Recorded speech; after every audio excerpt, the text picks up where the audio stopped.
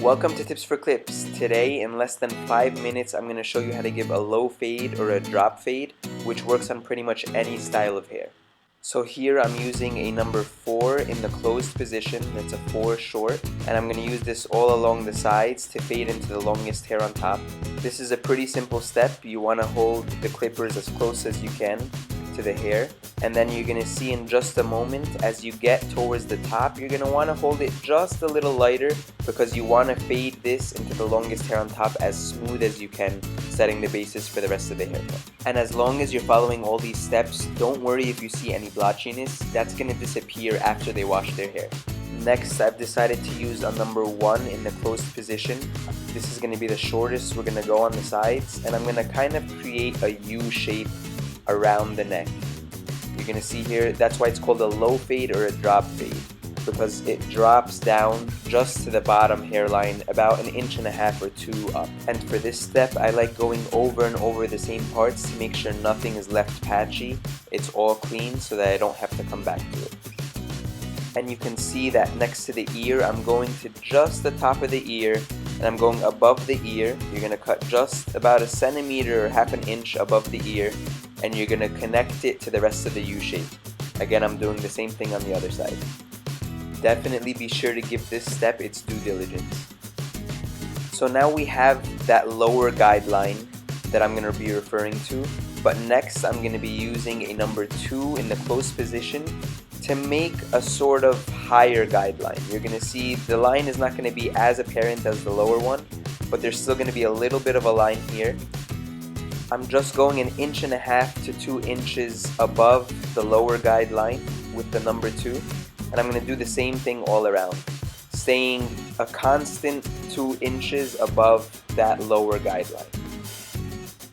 And you'll notice, just like in all my previous haircuts, when you go all around with the same clip, it makes the haircut a lot quicker. Next, I'm going to want to get rid of that faint upper guideline that we just created. So I'm going to use a number 3 in the closed position to fade between the 2 and the 4. So the goal here is just to get rid of that upper line. And you'll notice it's really easy to fade between the higher guards. 2s, 3s, and 4s are really easy to blend. It's only when you get into the 0s and 1s that gets a little tougher. And notice my flicking out motion. You want to use this motion anytime you're fading during any step of the haircut. And now I want to get rid of that lower guideline, so I'm using a 1 in the opened position. If you're not exactly sure what I mean by opened and closed, I explain it in a lot of my other videos. But here the key is going to be to use the corner of the clipper machine at times in order to be very specific and deliberate as to which hairs you're cutting to get rid of that lower line. So I like to think of the 1 guard in the open position as a 1.5. So you're going to notice that it's really easy to fade between the short 1 and the short 2 using a 1.5. It just makes sense and it's really smooth, really easy. Of the entire haircut so far, this is probably the hardest step to fade. So you want to take your time here, make sure you get this specific transition as smooth as you can, because it's going to be the most noticeable, because it's the shortest, of course. And sometimes I get comments asking me, what do I do if I can't entirely get rid of one of the guidelines? What you can do is keep moving the lever.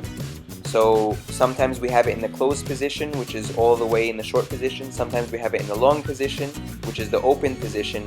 But if you put it in between those 2 positions, you have another level that will probably help you get rid of whatever lines you're not able to get rid of. And with a low fade, you don't want to forget fading behind the ears, because that's the difference between a taper or a low fade. A low fade, you actually fade behind the ears, whereas a taper, you don't as much. It's always a good idea when checking the fade to wet and style the person's hair in the way they're going to want to brush it and make sure everything is smooth. And you're going to see here, I'm just going to show you very quickly, although I have another video out on how to give the perfect shape up, how much of a difference the shape up makes at the end. It really brings the haircut together and gives a nice polished, finished look. Quite a transformation, as you can see, and it wasn't that complicated. So give this haircut a shot. If you have any questions, leave comments as always, and I'll be sure to get back to you as soon as possible. But that's all there is to a low fade or a drop fade. Thank you for all the love and subscriptions the channel has been receiving. Keep liking and sharing. Here are a couple of my videos in case you missed them, and I'll see you at the next video.